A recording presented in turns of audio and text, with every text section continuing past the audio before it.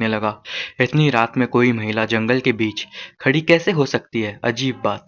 रमेश जैसे ही करीब पहुंचा, उसे एक और अजीब चीज दिखी। उस औरत के पैर जमीन को छू ही नहीं रहे थे। वह जमीन से कुछ इंच ऊपर थी।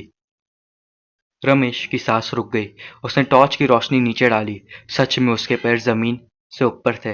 अचानक वह औरत धीरे धीरे सिर उठाने लगी। जैसे ही उसका चेहरा रोशनी में आया, रमेश का खून जम गया। उसका चेहरा बिल्कुल पीला था और उसकी आंखें पूरी तरह खाली। रमेश डर के मारे पीछे हट गया। उसने पलक झपकाई और अगले ही पल वो औरत वहां से गायब थी। सामने सिर्फ पेड़ और अंधेरा था। रमेश ने चारों तरफ टॉर्च घुमाई, लेकिन वहां कोई नहीं था। रोने की आवाज भी बंद हो चुकी थी। दौड़कर गेट तक पहुंचा। अब रमेश का डर चरम पर पहुंच चुका था। वो बिना पीछे देखे भागता हुआ पार्क के मुख्य गेट की तरफ दौड़ पड़ा। जब वो गेट तक पहुंचा, वहां दूसरा गार्ड बैठा था।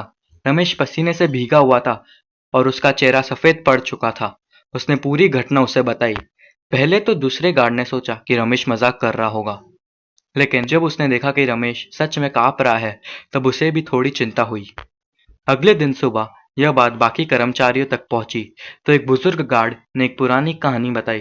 कई साल पहले इसी इलाके में एक महिला थी की अजीब परिस्थिति में मौत हो गई थी।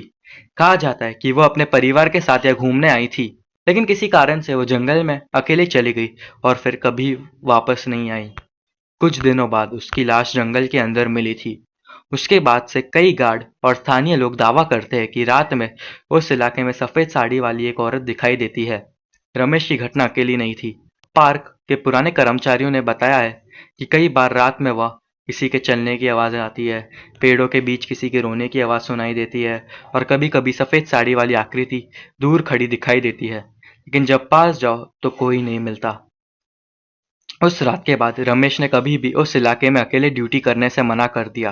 कुछ महीने बाद उसने नौकरी भी छोड़ दी। वह आज भी कहता है कि उसने उस रात जो देखा वह कोई इंसान नहीं था। आज भी लोग डरते हैं। आज भी संजय गांधी नेशनल पार्क में हजारों लोग रोज घूमने आते हैं। दिन के समय यह जगह बिल्कुल सामान्य लगती है, लेकिन रात में पार्क के कुछ हिस्सों में गार्ड अभी भी अकेले जाने से बचते हैं।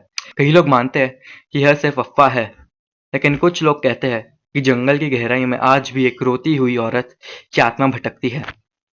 अगर आपको मेरा वीडियो पसंद आए तो लाइक करिए, मेरे चैनल को सब्सक्राइब कीजिए और ये वीडियो को शेयर करिए।